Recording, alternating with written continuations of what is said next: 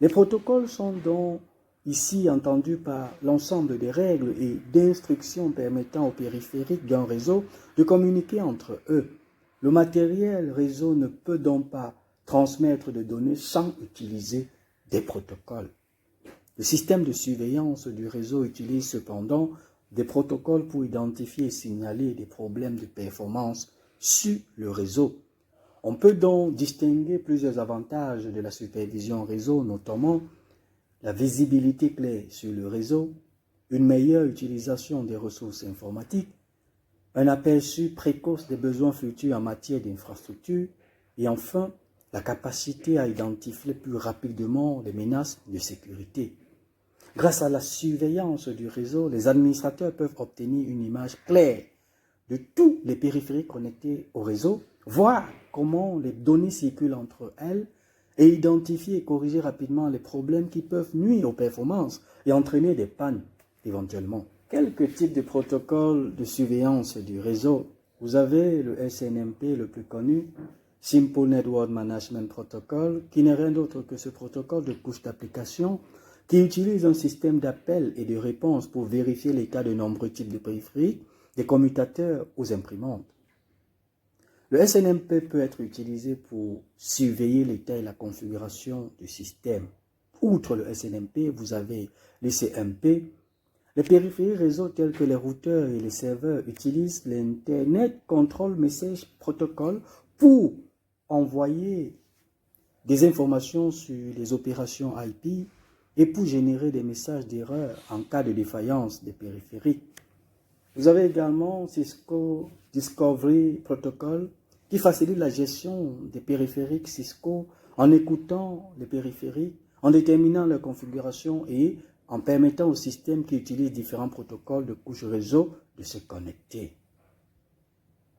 Je suis Fernand Tech, ingénieur des réseaux informatiques et télécommunications, auto-entrepreneur, dont le siège social est basé à Pessac.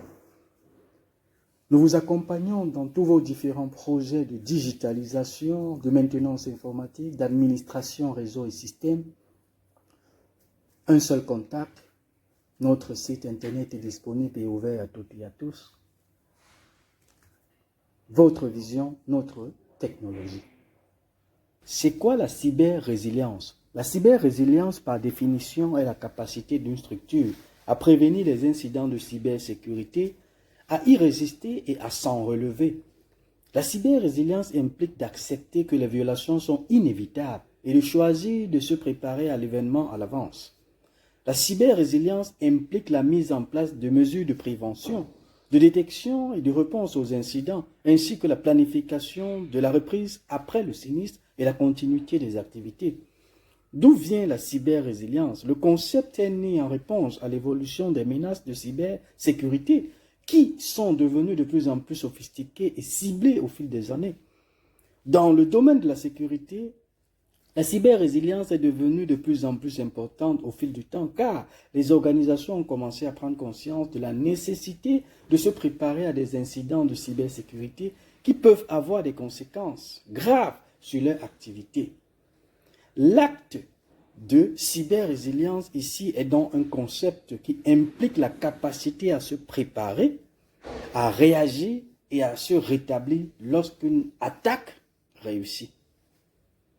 Devenir cyber-résilient dans ce cas signifie avoir mis en place des mesures de précaution qui, si une violation se produit, aident à atténuer l'impact, tout simplement garantir le bon fonctionnement de l'ensemble du parc informatique, y compris des différents systèmes informatiques incorporés. Ces mesures réduisent la perte de productivité et aident les organisations à s'engager plus rapidement sur la voie de la reprise après sinistre.